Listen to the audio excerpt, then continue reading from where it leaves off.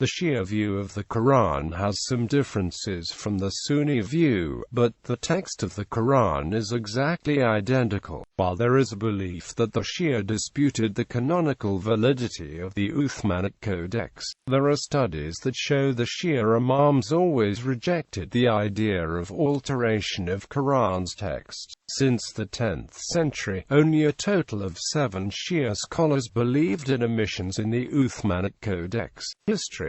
The Shia used the same Quran as Sunni Muslims, however they do not believe that it was first compiled by Uthman ibn Affan. The Shia believe that the Quran was gathered and compiled by Muhammad during his lifetime. This completed version of the Quran was kept next to the pulpit of Muhammad within the Mosque of Medina, where scholars would come to transcribe more copies. Furthermore, Grand Ayatollah Abu al-Kashim al-Khoei believed that Ali possessed a Quran of his own, which included the divinely revealed commentary of the Quran. According to Orientalist Professor Eitan Kohlberg, 12 Shia believed in the distortion of the Quran up to the era of the Bayats, and this belief was common among Shia during the early Islamic centuries. Among other reasons, the distortion was alleged to have been carried out to remove any references to the rights of Ali and the Imams, the approval of the supporters and the disapproval of their enemies, such as specific Umayyads and Abbasids.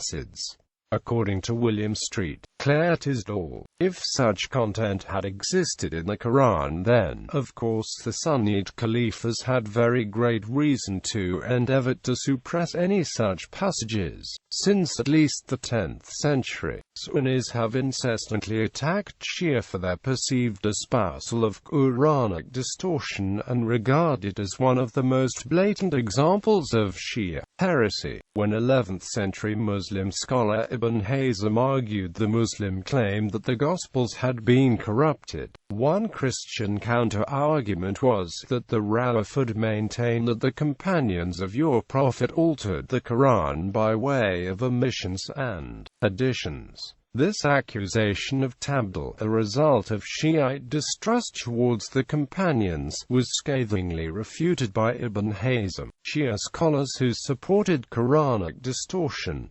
Some Shia scholars who supported the view that the Quranic text had been distorted were Shia author Ahmad ibn Muhammad al-Sayyari, Ali ibn Ibrahim al-Ayyashi, Muhammad ibn Yaqub al-Kulaini. Al-Shaykh al-Mufid spoke of the alteration which occurred in the ordering of Quranic verses. Mohsen Faiz Kashani, Nimatullah al-Jazairi, Muhammad Bakir Baybuhani, who wrote in Al-Fawaid al-Hayriyya, it is clear from the many akbar that occurred. Our position is that it is permitted to act upon one of the famous 7 variants. The indicator for this position is the statement, or rather the order, of the Imams that you must recite as the people recite until the day of the return of the Qa'im. Mirza Hussain Nouri Tabasi, Agha Bozorg Derani. Many other Shia scholars have held ambiguous attitudes towards corruption of the Quran, such as Muhammad Bakir Majlisi, Mullah Ahmad Naraki, Mortaz Ansari, Muhammad Kazem Khorasani and Ruhollah Khomeini. Tafsir. The Shia tafsir on several verses are different from the traditional Sunni view either through a totally different interpretation or by giving the same interpretation, but giving that interpretation a larger impact on the jurisprudence. Shia also tend to interpret the Quran more allegorically and less literally than Sunnis. For example, Shia writers, including Ali ibn Ibrahim, usually allegorically interpret the term Bani Israil as a code word for the Ahlul Bayt. Hadith of the Cloak, 424, or in Nisa 24, also called as the verse of Mutta, is the Quranic verse that some Shiites use to prove the legality of temporary marriages. Wali. Misconceptions. There are some common disputed misconceptions and accusations about the Shia regarding the beliefs.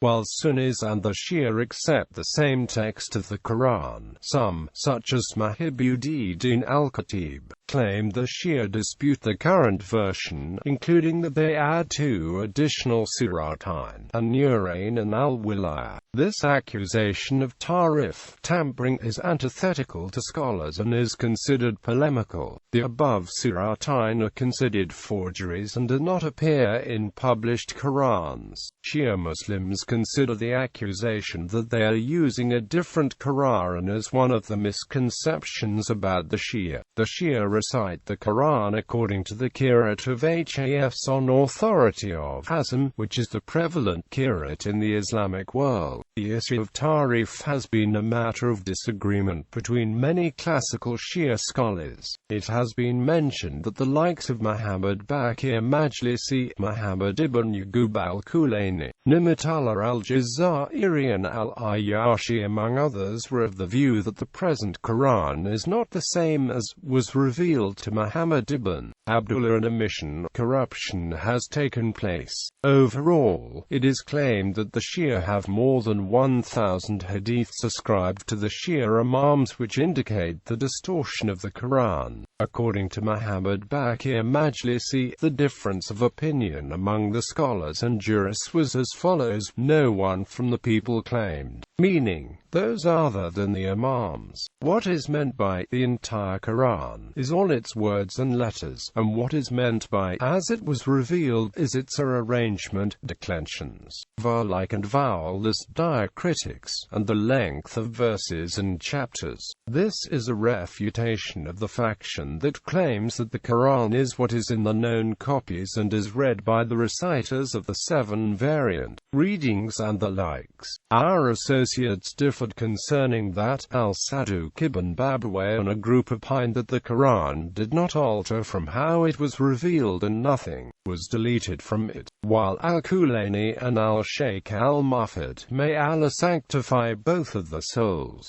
and a group opined that the whole Qur'an is with the Imams and what is in the copies is some of it, and the commander of the believers compiled it as it was revealed after the messenger, and went out to the hypocritical companions, but they did not accept it from him and rather approached its compilation during the reigns of Umar and Uthman, as it will soon be detailed in Kitab al-Qur'an. Some accused Shia of alleging that Fatima had her own mushaf, the Mishaf of Fatima, which was allegedly 3 times larger than the current Qur'an. Again, Shias reject this as a misrepresentation of facts aimed at discrediting them. According to Momen, Shiite Imams had certain books, a book revealed by Gabriel to Fatima to console her on the death of her father, in their possession. None of them were Qur'an.